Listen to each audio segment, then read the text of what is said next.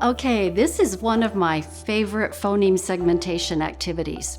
It helps students hear the middle sound of words by tapping their head, waist, and knees.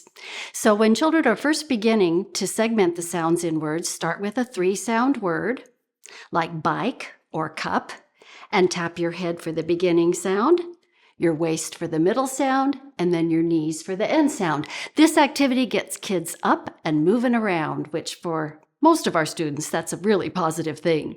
For example, now let's try it together. Let's separate the phonemes in the word moose. Word, moose. What are the sounds? Ooh, s. What's that middle sound? Ooh, right. This is an activity that can be done with your phonics words, so it helps you focus on the phoneme first for the words the students will be reading. Let's try another ooh word. Moon. What's the word? Moon. It was a full moon last night. What are the sounds in moon? Ooh, n. What's that middle sound in moon?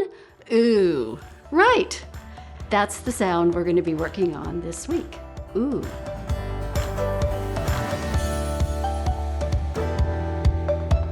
Reading Universe is made possible by generous support from Jim and Donna Barksdale, the Hastings Quillen Fund, an advised fund of the Silicon Valley Community Foundation, the AFT, the Emily Hall Tremaine Foundation, and anonymous donors.